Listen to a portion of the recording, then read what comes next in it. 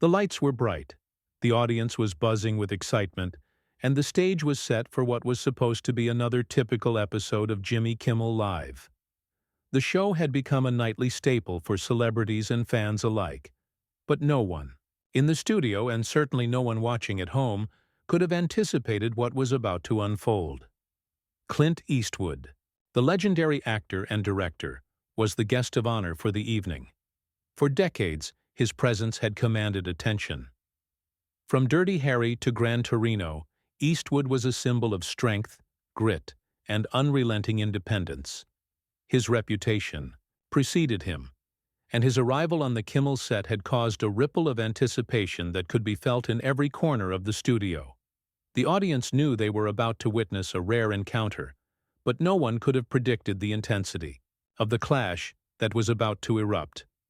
Jimmy Kimmel, ever the witty and playful host, had prepared himself for a typical late-night banter. He had his usual comedic routine in mind, some lighthearted jabs and, of course, the playful back and forth that had made his show a hit. But as Clint Eastwood took his seat, it was immediately clear that this wasn't going to be another routine interview. There was something in the air, something heavy, almost electric. "Good evening, Clint. It's a pleasure to have you here," Jimmy began, smiling wide for the cameras. The audience clapped enthusiastically, but Kimmel quickly realized that Eastwood wasn't as willing to play along as most of his guests. Eastwood's face, usually so stoic and commanding, remained unreadable. His sharp eyes scanned the set, his posture rigid as he settled into the chair. "Thanks for having me, Jimmy," Eastwood responded, his voice steady and unyielding. At first the conversation seemed like it might go smoothly. Kimmel asked the usual questions about Eastwood's upcoming projects, his legacy, and his views on the modern state of Hollywood. But it quickly became clear that Eastwood wasn't interested in going down the usual scripted path. Instead, his responses were clipped, direct, and often carried a tone of subtle disdain. "You know, Jimmy, this whole talk show thing. No, it's not really my scene," Eastwood said, a glimmer of something dangerous in his eyes. "I'm more of a show, don't tell kind of guy." Jimmy, ever the professional, tried to laugh it off. "Well, Clint, that's what we all love about you. You let your movies do the talking," he replied, hoping to steer the conversation back onto familiar ground. But Eastwood wasn't having it. "Movies? Don't get me started on movies. Nowadays they're more about who's got the loudest gimmick, not the story or the craft," Eastwood shot back, his voice rising slightly. Kimmel's smile faltered, but he quickly recovered, trying to maintain control of the situation. "Well, Clint, I mean, you've been in the game long enough to know that things change, right?" "Change? It's not change, Jimmy. It's the complete dismantling of what this industry used to be," Eastwood said, his voice hardening. "And you're part of it. You comedians, you hosts, always pushing nonsense and distractions. There's no substance left." The audience, who had been expecting the usual Kimmel charm, sat in stunned silence. What was happening? The confrontation, subtle at first, was quickly turning into something much more intense. Kimmel, trying to keep the tone light but clearly rattled, shot back, "Hey, come on, Clint. You've been around long enough to know that things evolve, right? Sure, we can get into some of the deeper stuff later, but for now, let's keep it fun." But Eastwood wasn't backing down. "Fun? You want fun? Maybe you should start asking the real questions about the state of this country, about the people running it into the ground." A chill ran through the studio as Kimmel paused, processing what Eastwood had just said. Was he serious? He had come on the show expecting the usual celebrity banter, but now he was being thrust into something far more uncomfortable. Could Eastwood be challenging him? Challenging the very fabric of the entertainment industry itself? It was at this moment that the tension became palpable. The audience held its collective breath. Was this just a bit of old-school Clint Eastwood bluntness, or was something more serious brewing under the surface? The clock ticked down as the cameras rolled, and Jimmy Kimmel was now facing a situation he hadn't anticipated. A clash with Clint Eastwood that wasn't going to be easily diffused with a joke or a scripted comeback. Was Kimmel prepared for this? Would he continue to deflect or stand his ground? And what exactly had Eastwood meant when he spoke of the people running the country into the ground? The moment of tension lingered. The audience could feel it, as if everything they knew about late-night television had just been thrown into question. Jimmy Kimmel shifted in his seat, trying to regain control of the conversation. He had been caught off guard by Clint Eastwood's unexpected hostility, but he wasn't one to back down from a challenge. He took a deep breath, his hands resting on the desk, trying to maintain that signature Kimmel charm that had kept him in the late-night spotlight for years. "Clint, I hear what you're saying," Kimmel said, trying to keep his voice steady. "But we're here to have a good time, right? Maybe not dive too deep into politics or, well, the state of the world. We all know it's a mess, but let's talk about the things we can still laugh at." The audience let out a nervous chuckle, clearly unsure of where this was going. It was clear that Kimmel was trying to steer the ship back to safe waters, but Clint Eastwood wasn't interested in going along for the ride. The air in the studio felt thicker with every passing second, as if the tension was building to an inevitable breaking point. Eastwood didn't blink. He didn't flinch. His gaze remained sharp, unyielding, as he leaned forward slightly, locking eyes with Kimmel. "I didn't come here to talk about the fluff," Eastwood said, his voice low but carrying a weight that made Kimmel pause. "I came here to say what needs to be said. All you're doing, all this nonsense, it's just entertainment. It doesn't matter in the grand scheme of things. We're all distracted, thinking we're going to fix things with a few jokes or a couple of viral moments. But the real issues? They're buried beneath all of this." The words hit like a punch to the gut. Kimmel had heard all kinds of things on his show before, but nothing had ever felt like this. Clint Eastwood, a man who had built a career on stoicism and silent strength, was now calling out the very foundation of the entertainment industry, Kimmel's industry. The late-night world, the one that had made Kimmel a household name, was being torn apart, piece by piece, on live television. Kimmel, unsure of how to proceed, chuckled nervously, trying to mask his unease. Okay, Clint, I get it. You're a man of few words and a lot of action. But let's be real here. We're not running the country. We're just trying to get people to laugh for a few minutes before they go to bed. You think we're really the ones holding the country back?" Eastwood leaned back in his chair, his eyes narrowing. The audience was silent, hanging on every word, as if they too understood that they were witnessing something significant. This was no longer just an interview. It had become a full-on confrontation.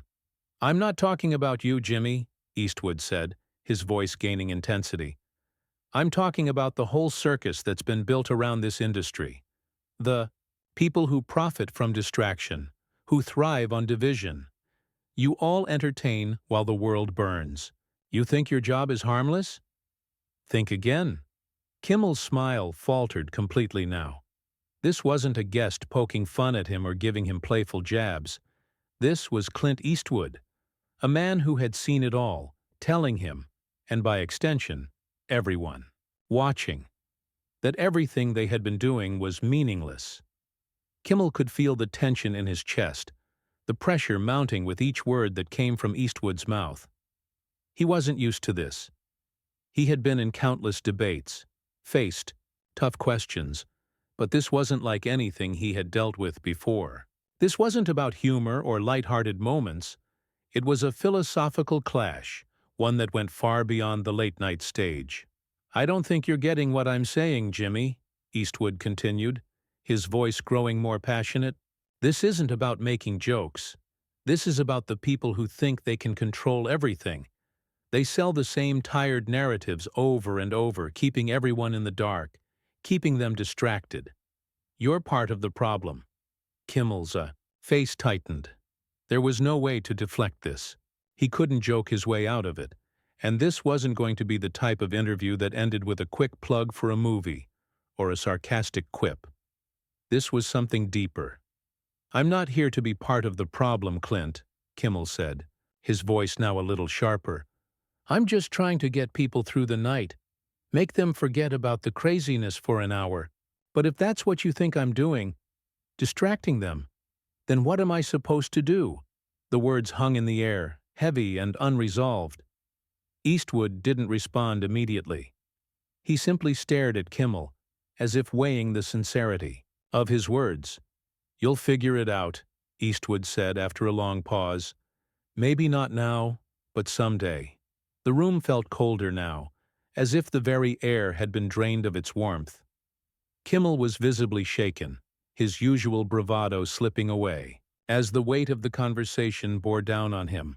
He had been challenged in ways he hadn't prepared for, and now the audience was waiting for him to respond.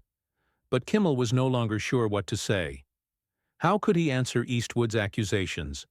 How could he defend an industry that, in many ways, had become just as Eastwood had described it? Distracting, superficial, and detached from the real world? The silence stretched on, and it was clear that things weren't going to return to normal anytime soon. The interview had crossed a line, and it was only a matter of time before something would give. Jimmy Kimmel could feel the weight of Eastwood's gaze drilling into him, the pressure building like a tidal wave ready to crash over him. Every word he spoke, every attempt to steer the conversation, seemed to be falling flat. The audience, who had once been engaged, now sat in an uneasy silence. No one dared to break the tension. Kimmel had been in some uncomfortable interviews before, but never anything like this. He cleared his throat, trying to regain his composure. "Clint, listen, I hear what you're saying, but you've got to understand we're just trying to make people smile at the end of the day. I'm not here to change the world, I'm here to give people a bit of relief." Eastwood didn't flinch. "Relief? That's the problem, Jimmy. You're feeding them relief while the world crumbles around them. You think it's a game? You think your jokes are going to fix anything?" Kimmel's jaw tightened.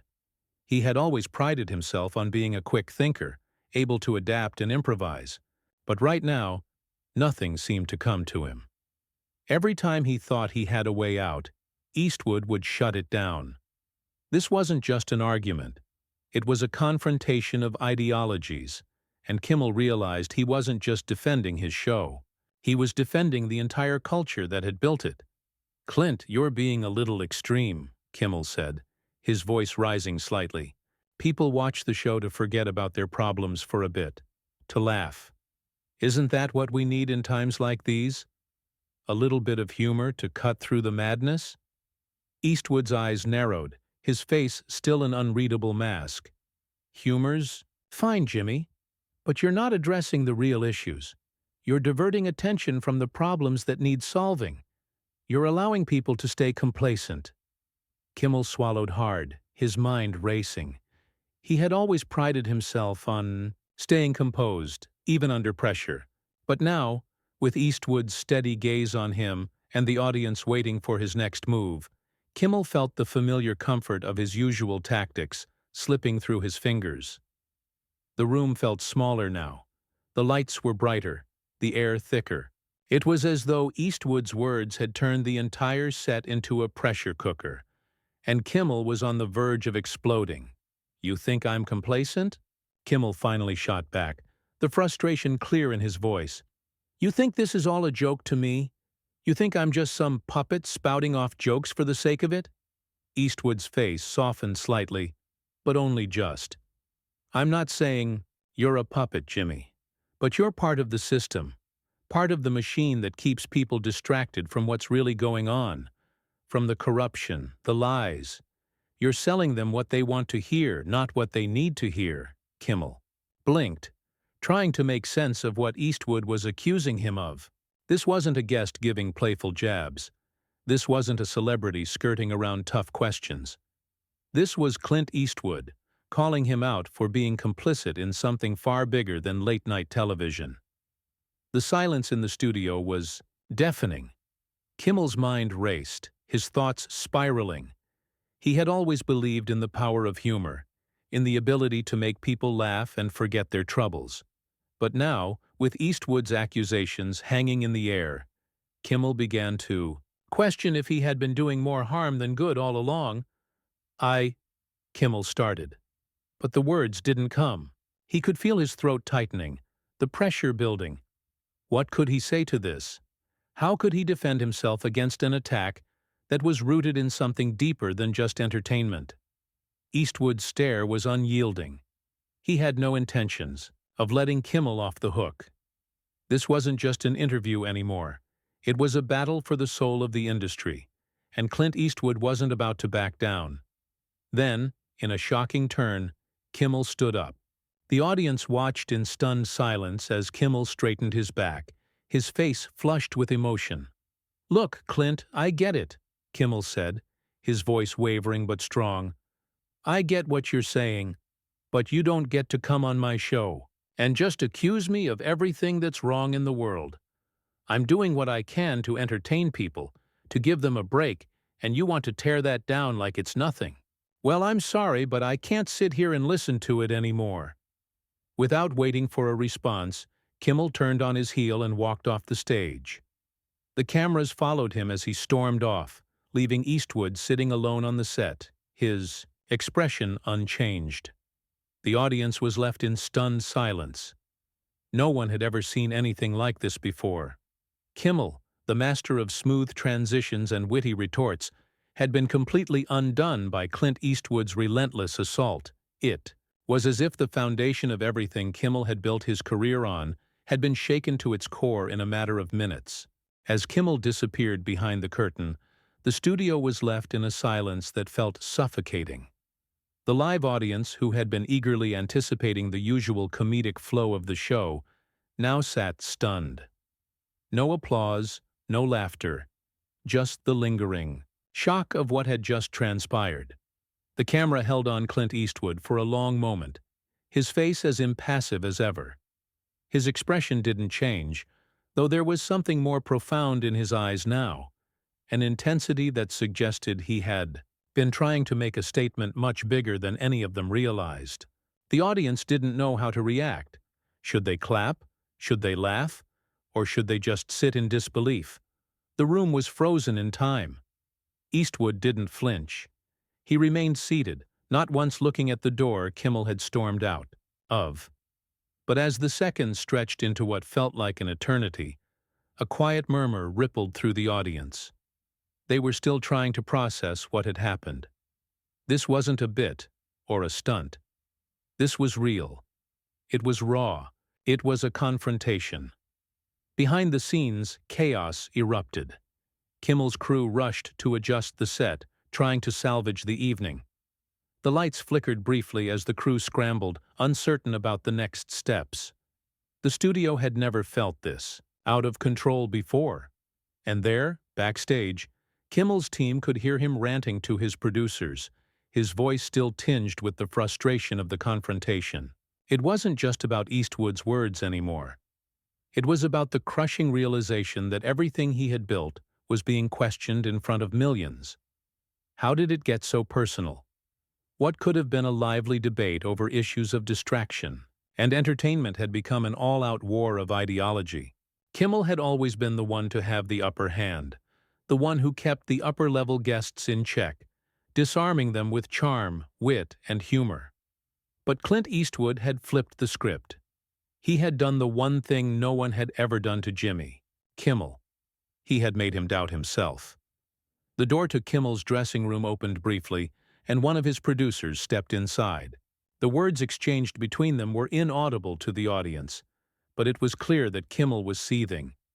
He had been humiliated on live TV, and the sting was sharp. This wasn't just a typical celebrity tiff. This was an existential questioning of his own role in the world of entertainment. Meanwhile, back on stage, Eastwood still sat with his hands clasped in his lap. He wasn't angry. He wasn't even remotely agitated.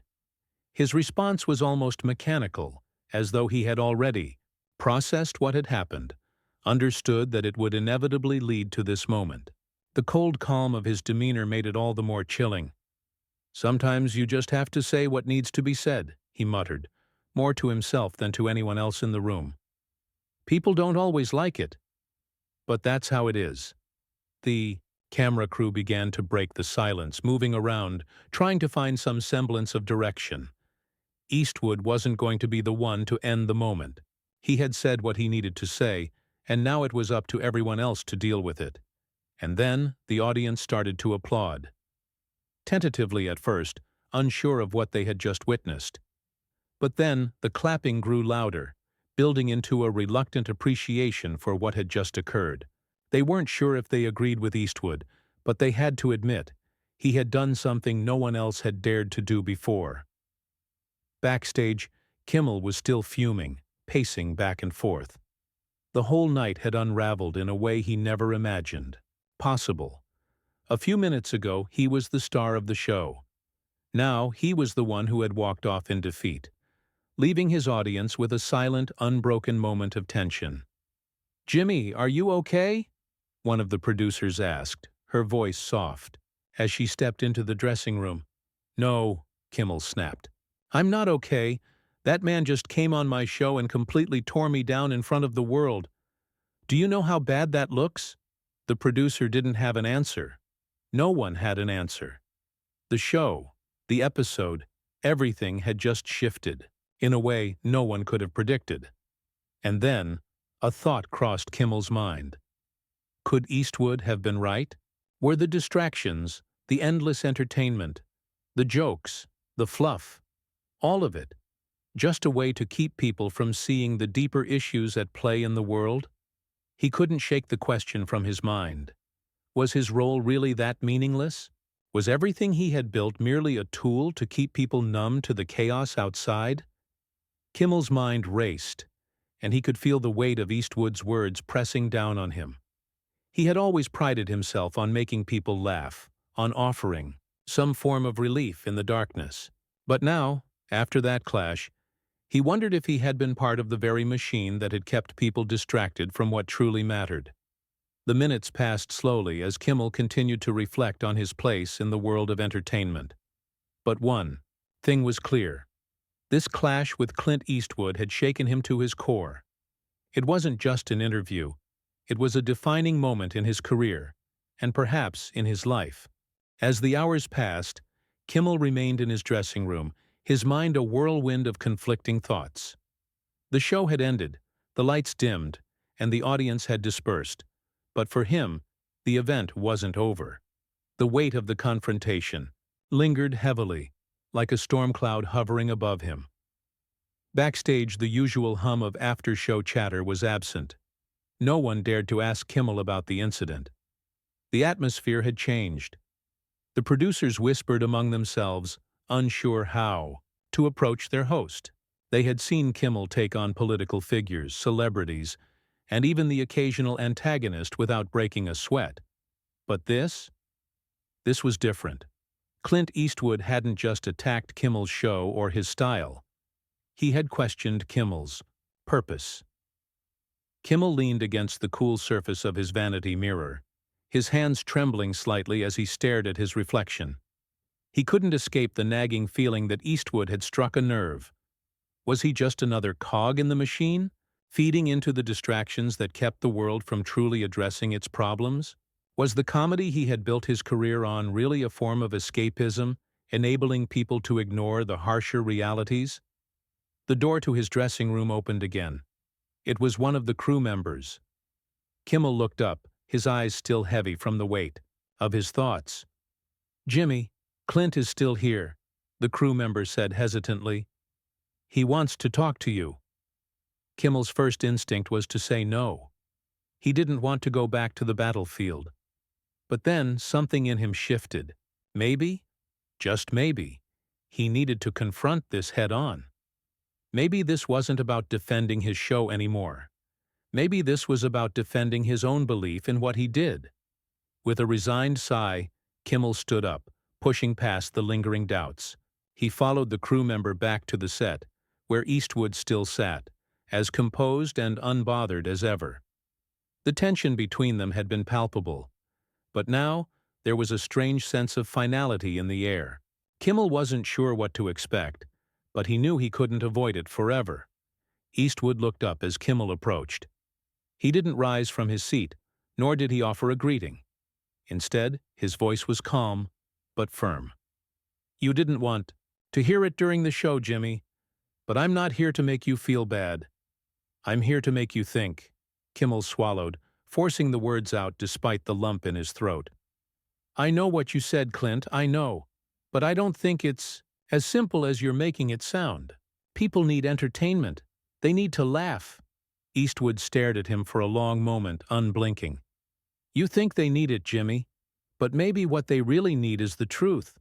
The world isn't all about jokes, not anymore. It's about waking up. You're in a position to do that, to make people question their complacency." The silence between them hung thick, heavy with the weight of their different worldviews. It was a moment of vulnerability for Kimmel, a crack in the armor that he had built for years. He wasn't just the late-night host anymore. He was a man, standing face to face with the reality of his impact. "I get it," Kimmel said quietly, his voice more reflective than defensive. "But I'm not you, Clint. I don't have your experience, your legacy. I'm just trying to entertain people in the best way I know how. But maybe there's room for both, entertainment and awareness. I don't know yet. But you've made me think, and that's more than most people do." Eastwood nodded once, a brief acknowledgement. "Good. Keep thinking, Jimmy, and maybe, just maybe, you'll find a way to do both." Kimmel offered a half-smile. It wasn't much, but it was something. "Thanks for the talk, Clint. I'll try to do better."